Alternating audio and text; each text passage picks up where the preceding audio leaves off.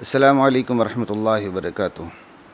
बिस्मिल्लाहिर्रहमानिर्रहीम वस्सलातु वस्सलामु अला रसूलिहिल करीम ख़ातमिल मासूमीन व अला आलिहि व सहबिहि अजमाईन, अम्मा बाद। ख़वातीन व हज़रात, मुख्तसर दर्स हदीस के सिलसिले के साथ खलीक़ुर रहमान आपसे मुखातिब हैं।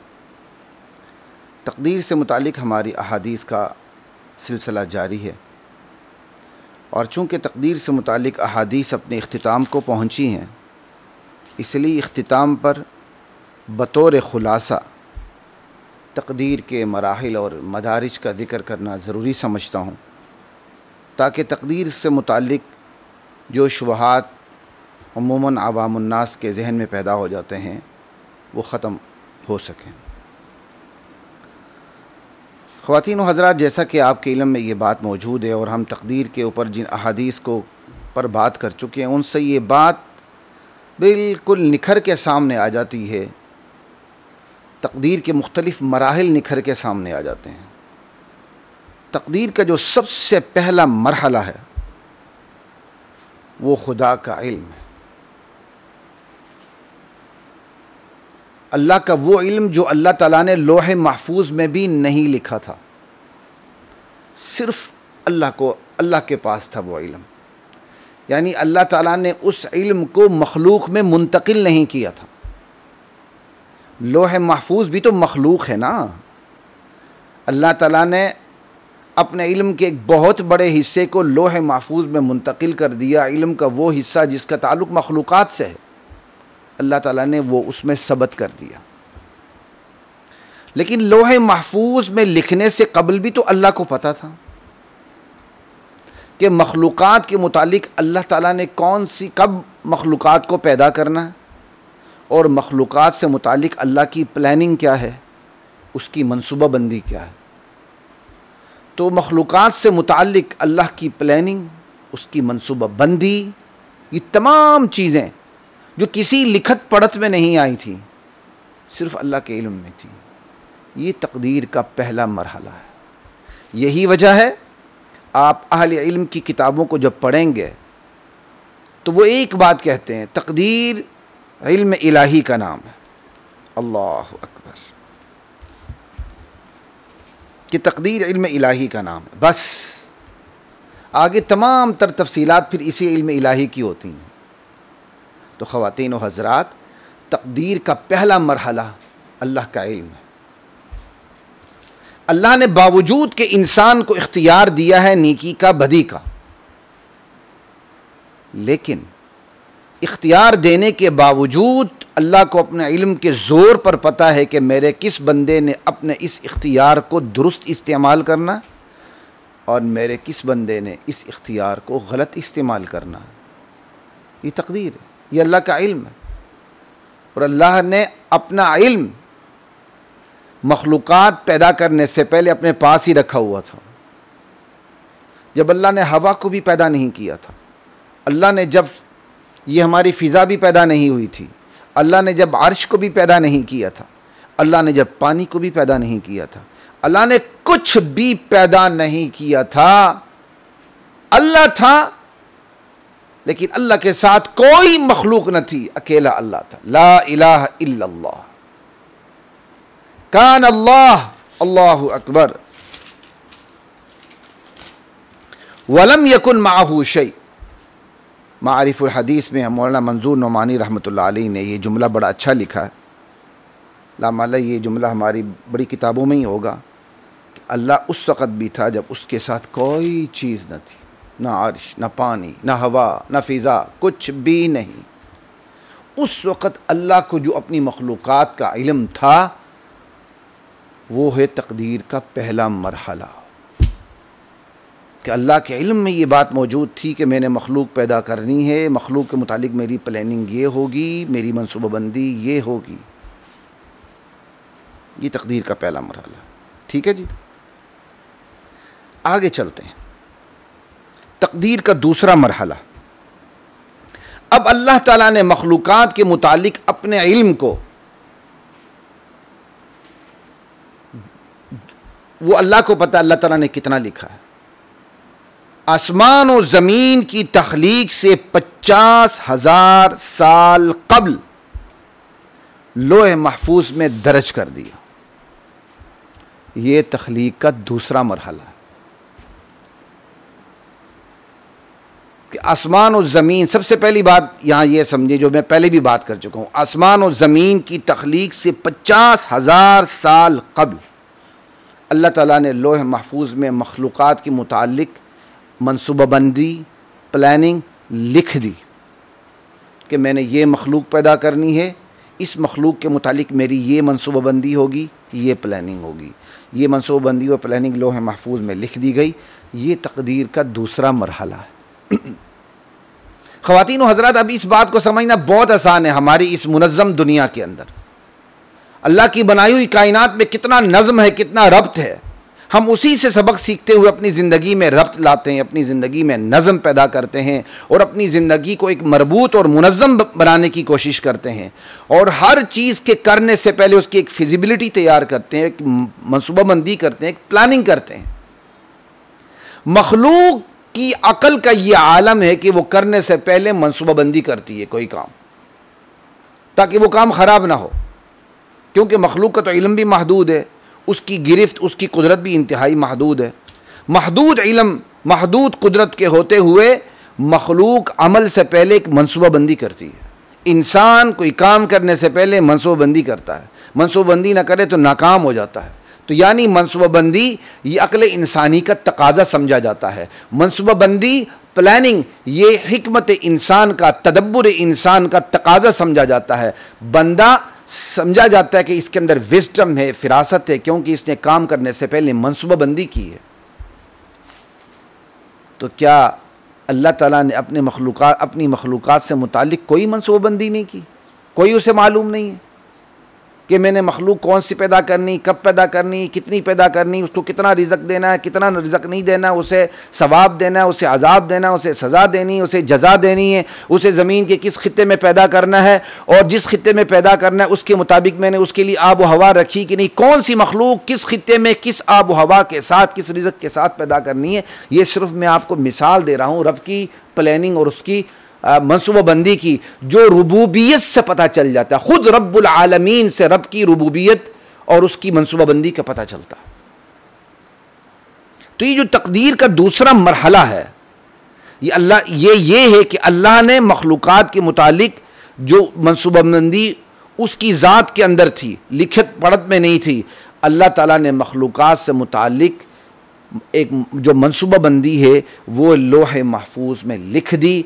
ये उसका लिखना, क्या कहते हैं, दर्ज कर देना अपने इल्म के मुताबिक, ये तकदीर का दूसरा मरहला है। क्योंकि ये पहले लिखत पढ़त में ये तकदीर नहीं थी, सिर्फ अल्लाह के इल्म में थी, तो तकदीर का पहला मरहला हुआ। जब लिखत पढ़त में आ गई तो ये तकदीर का दूसरा मरहला हुआ। तकदीर के इसी दूसरे मरहले में ये बात भी समझने की ज़रूरत है जो हम पहले कर चुके हैं कि आसमान और ज़मीन की तख्लीक से 50,000 साल पहले अल्लाह ताला ने मखलूक़ात की इज्तिमाई जो तकदीर है वो लोहे महफूज में लिख दी। तो भाई जब आसमान और ज़मीन थे ही नहीं तो 50,000 साल से मुराद क्या हुआ?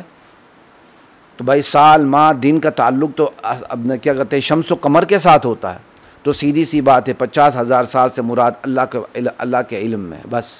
और दूसरी मुराद ये है जो मुझे बहुत अच्छी तरह मेरा इस पर शरह सदर होता है, जो मैं समझता हूँ, जो अल्लाह ताला ने मेरे दिल में डाली है, ज़ालिकुम मिम्मा अल्लमनी रब्बी, वो ये है 50,000 साल से मुराद ये है कि अल्लाह ताला ने मखलूक़ात की तकदीर अपने इल्म के मुताबिक लोहे महफूज में आसमान और ज़मीन की तख्लीक से इतना अरसा पहले लिख दी कि वो अरसा 50,000 साल का होता। अगर आसमान और ज़मीन मौजूद होते तो उसके मुताबिक वो 50 साल का अरसा होता। ये अल्लाह ताला ने मेरे जहन में डाला है। सही है तो मिन जानिबिल्लाह है और गलत है तो ये इस इंसान की गलती, अल्लाह मुआफ़ फरमाए। ठीक है जी, ये हुआ तकदीर का दूसरा मरहला। अल्लाहु अकबर। ठीक है जी, अब आते हैं तकदीर के तीसरे मरहले की तरफ। अब दूसरे मरहले में आप देखें कि लोहे महफूज में इजमाली तकदीर लिख दी गई, इज्तिमाई तकदीर लिख दी गई है। तमाम मखलूक़ात की इज्तिमाई तकदीर मौजूद है। अब तकदीर का तीसरा मरहला देखें जो ख़ास इंसान के साथ मुताल्लिक़ है। बाकी मखलूक़ात की बात नहीं हो रही, ठीक है। ख़ास इंसान के साथ ये मुताल्लिक़ है तक़दीर का तीसरा मरहला, और जो हम उस हदीस पे बात भी कर चुके हैं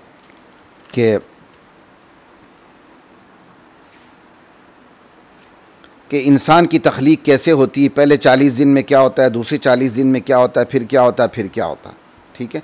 इस हदीस पर हम बात कर चुके हैं। रूह फूंकने से पहले अल्लाह ताला एक फ़रिश्ते को भेज देते हैं। रूह फूंकने से कब्ल अल्लाह ताला एक फ़रिश्ते को भेज देते हैं, ठीक है।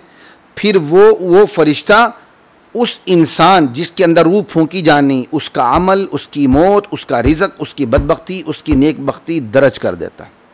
यानी हर इंसान की जो तकदीर है, लोहे महफूज में के अंदर जो इज्तिमाई और तफसीली तकदीर मौजूद है, उसके मुताबिक अब रूह फूंकने से पहले हर इंसान की तकदीर इजमाली क्या कहते हैं, इनफिरादी तौर पर अलग लिख दी जाती है। और ये जो इनफिरादी तकदीर होती है उसी इज्तिमाई तकदीर को देख कर लिखी उसी इज्तिमाई तकदीर के मुताबिक होती है। एक तो इज्तिमाई तकदीर हुई ना लोहे महफूज में हर एक की, लेकिन जब इंसान पैदा होता है तो उसके अंदर रूह फूंकने से पहले लोहे महफूज में जो उसकी तकदीर इज्तिमाई तौर पर लिखी हुई तमाम मखलूक़ात के साथ, अब अलग से उसकी तकदीर हटा के लिख दी जाती, अलग से वहीं से वही तकदीर जो इज्तिमाई तौर पर मौजूद होती है, अब हर इंसान की इनफिरादी तौर पर यह तकदीर अलहदा से मुरतब कर दी जाती है। अल्लाहु अकबर। तो ये है तकदीर का तीसरा मरहला कि रूह फूंकने से पहले उसकी तकदीर अलहदा से भी लिखी जाती है। भाई अलहदा क्यों लिखी गई जबकि लोहे महफूज में तो मौजूद है उसकी तकदीर? ये अल्लाह की तकदीर का अल्लाह के इल्म का शाहाना अंदाज़, अल्लाह की प्लानिंग का शाहाना अंदाज़, अल्लाह की मनसूबाबंदी का शाहाना अंदाज़। हम भी प्लानिंग करते हैं तो हमारी जो मैनेजमेंट होती है, हमारी एडमिनिस्ट्रेशन होती है, अपनी प्लानिंग से मुताल्लिक इत्तला देती है और मुख्तलिफ़ तरीक़ों से देती है। हुकूमत जो अपनी प्लानिंग की इत्तला देती है कितने शाहाना अंदाज से देती है। तो ये है अल्लाह मुख्तार कुल, अव्वल व आखिर हाकिम, फलिल्लाहिल हम्दु फिल ऊला वल आखिरा।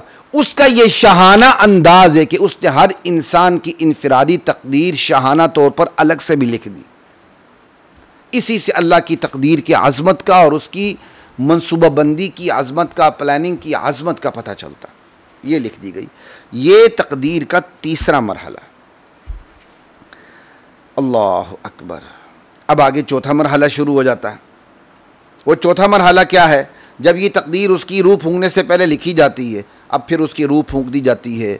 फिर वो बच्चा, अगर अल्लाह ताला ने उसकी इतनी उम्र लिखी है, वो माँ के पेट से बाहर आता है, ठीक है। फिर वो अपने इख्तियारात को इस्तेमाल करते हुए ख़ुद मुख्ताराना फ़ैसले करता है या गैर खुद मुख्ताराना फ़ैसले करना शुरू कर देता है। उन खुद मुख्ताराना फ़ैसलों पर, उन गैर खुद मुख्ताराना फ़ैसलों पर खुदाई हुक्म मुंतबिक होता चला जाता है। वो जो फ़ैसला करता है उसके मुताबिक खुदाई हुक्म मुंतबिक होता चला जाता है। ये तकदीर का चौथा मरहला, इसको समझिएगा। रूह फूंकने से तो पहले उसकी तकदीर लिख दी गई इनफरादी तौर पर। जब वो बाहर आया, उसने काम शुरू कर दिए, तो काम उसके इख्तियार से होगा या उसके इख्तियार से नहीं होगा। दोनों सूरतों में उस पर खुदाई हुक्म क्या मुरतब होता है, खुदाई हुक्म की क्या कहते हैं, एप्लीकेशन होनी शुरू हो जाती है। ये तकदीर का चौथा मरहला है। और इसी तकदीर के चौथे मरहले के मुतालिक हम हदीस पढ़ चुके हैं, जिसमें ये आता है कि क्या कहते हैं, इब्ने आदम का जो दिल है अल्लाह के दो उंगलियों के दरमियान है, रहमान की उंगलियों में से दो उंगलियों के दरमियान है। इब्ने आदम के तमाम दिल गोया वो एक दिल हैं। इब्ने आदम के तमाम दिल गोया वो एक दिल हैं। वो एक दिल की सूरत में अल्लाह की उंगलियों में से दो उंगलियों के दरमियान है। अल्लाह जिस तरफ चाहते हैं उसे फेर देते हैं। उस पर अल्लाह के नबी ने दुआ की, ए अल्लाह हमारे दिलों को अपने इताअत की तरफ फेर दे। अब सवाल ये पैदा होता है, अल्लाह किस तरफ फेरते हैं? जिस तरफ बंदा चाहता है उस तरफ फेरते हैं, क्योंकि अल्लाह ने कुरान में कह दिया, वमा यतज़क्करु इल्ला मन युनीब, नसीहत वही हासिल करेगा जिसके अंदर मेरी तरफ आने का जज्बा होगा। तो ये अल्लाह की कुदरत बयान की गई कि अल्लाह की मर्ज़ी कि अल्लाह ताला बंदे का दिल बदबख्ती की तरफ फेर दें, बंदे का दिल नेकबख्ती की तरफ फेर दें। सवाल ये होता है कि अल्लाह किसका दिल बदबख्ती की तरफ फेरते हैं?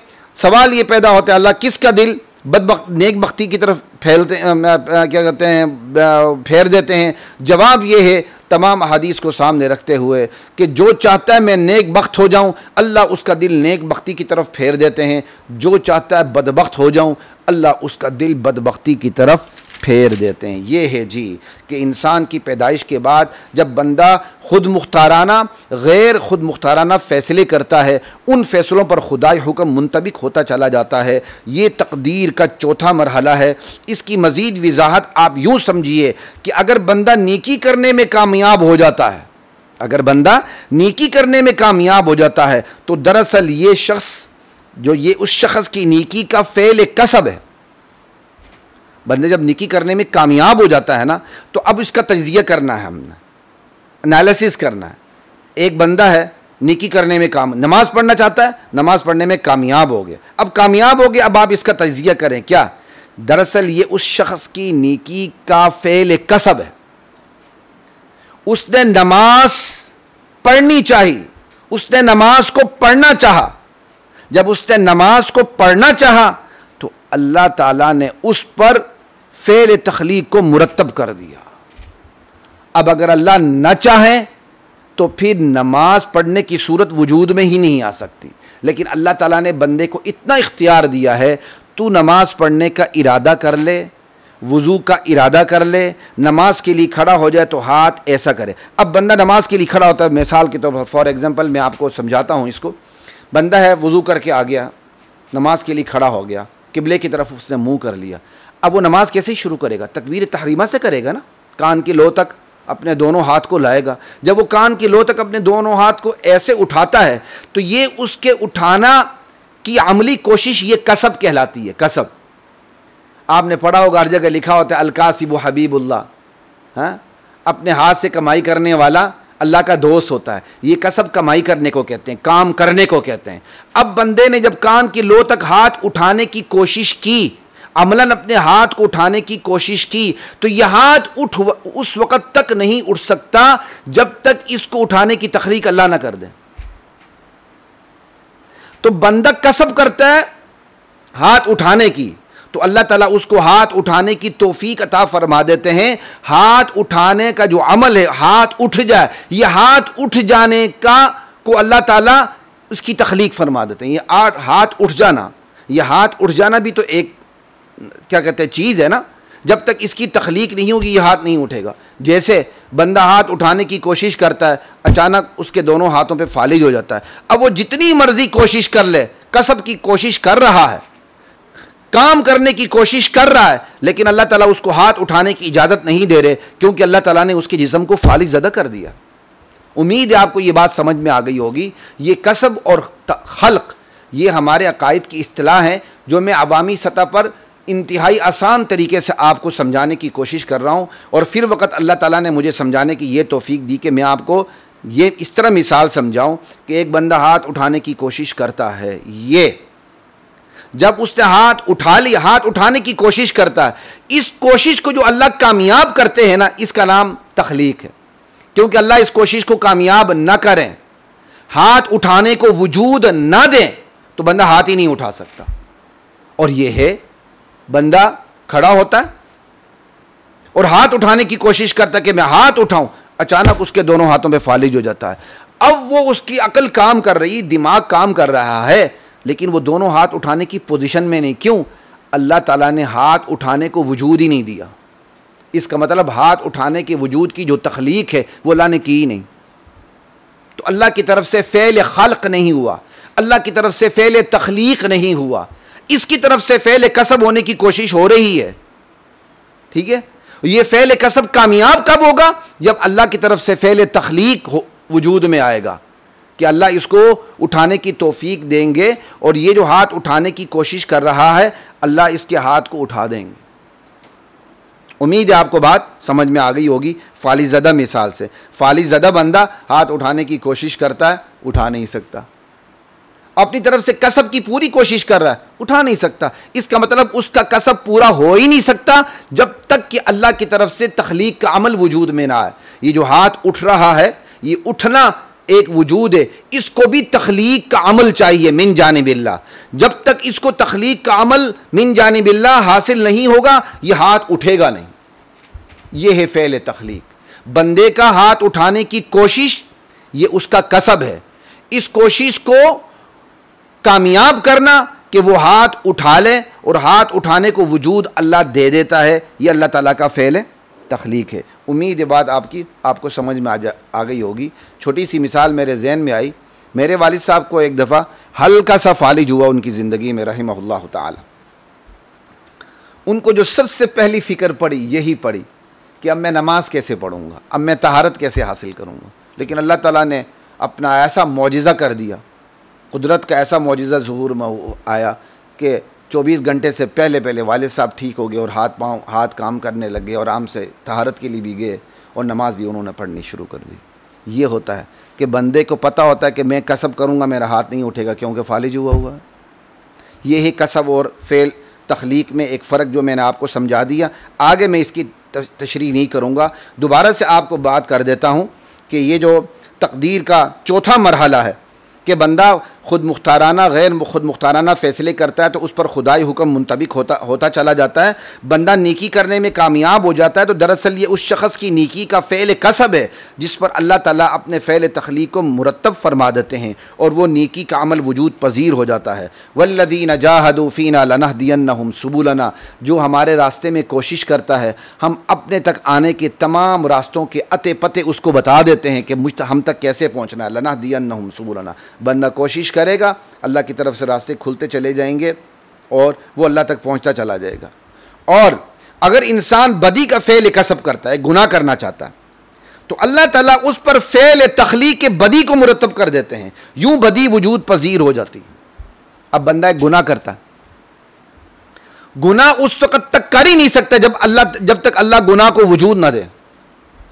मिसाल के तौर पर बंदा शराब पीना चाहता है, अगर अल्लाह शराब को वजूद ही ना दें तो बंदा शराब कैसे पिए। चलें जी, अल्लाह ताला ने शराब को वजूद दे दिया, लेकिन शराब को वजूद देने के बावजूद बंदे को अल्लाह ताला ने ताकत ही ना दी कि वो शराब की बोतल मुंह तक ले जाए, तो शराब कैसे पिएगा।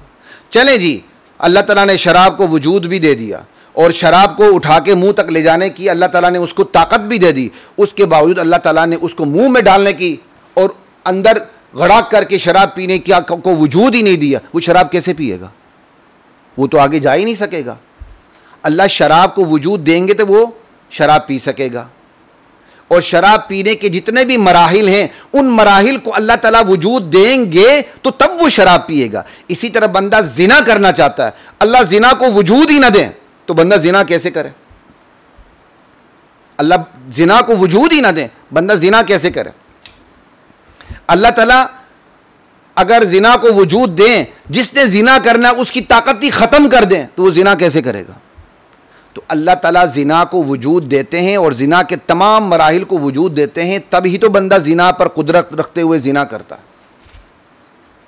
बात समझ आ गई। ये तफसील मैंने इसलिए बताई, इंसान गुनाह का फ़ेल कसब करता है तो अल्लाह ताला उस पर गुनाह के फ़ेल तख्लीक को मुरतब फरमा देते हैं। गुनाह का कसब करना तो बुरा है, गुनाह के अमल को पैदा करना यह बुरा नहीं है। इसको इल्मी ज़बान में कहते हैं कि कसब कभी कभी है, खल्क़ कभी कभी नहीं। यानी गलत काम को करना ये तो बुरा है, लेकिन किसी गलत चीज़ को पैदा करना बुरा नहीं है, क्योंकि जब तक गलत चीज़ पैदा नहीं होगी तो बंदा गलत काम कर नहीं सकेगा और दुनिया दारुल इम्तिहान एग्ज़ामिनेशन हाल नहीं बनेगी। इम्तिहान तो तब है अल्लाह नेकी को भी वजूद बख्शें, बदी को भी वजूद बख्शें, फिर उस बंदे को इख्तियार दें कि मेरा बंदा तुझे ये इख्तियार है तू नेकी की तरफ आ, तुझे ये इख्तियार है तू बदी की तरफ जा। तो बदी को वजूद देना और नेकी को वजूद देना, जिस तरह नेकी को वजूद देना गलत नहीं, बिल्कुल इसी तरह खुदा की कसम 100% बदी को वजूद देना गलत नहीं। जिस तरह नमाज के अमल को वजूद देना मिन जानिबिल्लाह गलत नहीं, जिना के अमल को वजूद देना मिन जानिबिल्लाह गलत नहीं, क्योंकि अल्लाह जिना को वजूद नहीं देंगे तो बंदा जिना करेगा कैसे। और जब जिना कर ही नहीं सकेगा तो फिर उसकी शराफत कहाँ है कि जिना पर कुदरत न होते वो जिना से बच रहा है। शराफत तो ये कि जिना पर कुदरत होते हुए वो जिना से बचे, ये है अल्लाह का इम्तिहान। ये है दरअसल अल्लाह का इम्तिहान। अल्लाह उसको शर पर कुदरत ही ना दें, गुनाह पर कुदरत ही ना दें, तो इम्तिहान रहता ही नहीं है। इसलिए बदी को वजूद देना बुरा नहीं है, बदी को बंदे की तरफ से करना बुरा है। ये अच्छा होना बुरा होना ये मेयार अल्लाह ने तय किया है, ये मेयार बंदा तय नहीं करता। जिस्मानी ताल्लुक़ कायम करने से पहले अल्लाह ताला ने निकाह को रख दिया है। अगर अल्लाह निकाह को न रखते, आज़ादी देते, तो हम निकाह के बग़ैर ही जिस्मानी ताल्लुक़ रखते, जायज़ होता, लेकिन अल्लाह ने इसको नाजायज़ किया है। इसी तरह अल्लाह ताला ने जिस्मानी ताल्लुक़ को 4 बीवियों तक, एक साथ 4 बीवियों तक महदूद कर दिया। अल्लाह ताला 14 बीवियों तक महदूद कर दे तो हम 14 तक चले जाते। अल्लाह ने 4 तक महदूद किया, हम 5वीं तक एक साथ नहीं जा सकते। और अल्लाह ताला ने हमें ये सहूलत बख्शी है कि यक के बाद दिगरे हम 1 2 3 4 5 6 100 बीवियाँ भी कर सकते हैं। कि अगर एक बंदा है फितरत क्या अल्लाह की तरफ से उसकी बीवियाँ फोत होती चली जाती हैं या अल्लाह के रास्ते में शहीद होती चली जाती हैं, वो यक के बाद दिगरे करता चला जाता है। एक साथ 4 को रख सकता है, यक के बाद दिगरे तो उसकी तादाद ही नहीं है। ये किसी चीज़ का अच्छा होना बुरा होना ये अल्लाह तय करता है, हुकूमतें तय नहीं करती, बंदा तय नहीं करता। तो ये बंदे के हक में ये अच्छा है, ये बुरा है, ये नमाज अच्छी, ये जिना बुरा, अल्लाह ताला ने तय कर दिया। लेकिन ख़ुद अल्लाह ताला ने नेकी को पैदा किया और बदी को पैदा किया, और अल्लाह ताला ने इसको बुरा नहीं कहा। जिस तरह नमाज पैदा करना बुरा नहीं अमल को, इसी तरह जिना को पैदा करना बुरा नहीं अल्लाह के यहाँ। ये तख्लीक है, तख्लीक बुरी नहीं होती है, खल्क़ कभी कभी नहीं है, कसब कभी कभी है। ठीक है जी, अब इसको बात समझ लें। और यही कुरान की आयत भी है, वमन युशाक़िक़िर रसूल मिन बादि मा तबय्यन लहुल हुदा व यत्तबि गैर सबीलिल मुमिनीन नुवल्लिही मा तवल्ला व नुस्लिही जहन्नम। जो हिदायत वाज़े होने के बावजूद रसूल की मुखालिफत करते हैं, अल्लाह कहते हैं फिर हिदायत वाज़े भी हो चुकी है, फिर भी वो रसूल की मुखालिफत करते हैं, तो जिस तरफ चलते हैं हम उसकी तरफ उसको चला देते हैं और अंजामन उसे जहन्नम में डाल देते हैं। बंदा रसूल की मुखालिफत करते हुए कुफर इख्तियार करता है, अल्लाह उसके लिए कुफर को वजूद दे देते हैं। ज़िना करता है, अल्लाह ज़िना को वजूद दे देते हैं। शराब पीना चाहता है, अल्लाह ताला उसके लिए शराब के तमाम मराहिल को वजूद दे देते हैं कि वो शराब पी ले। लेकिन अल्लाह कहते हैं अंजाम में उसको हम जहन्नम में डाल देते हैं, क्योंकि जो अल्लाह कहते हैं मैंने जो इख्तियार उसको दिया था उसने अपने इख्तियारात को मिस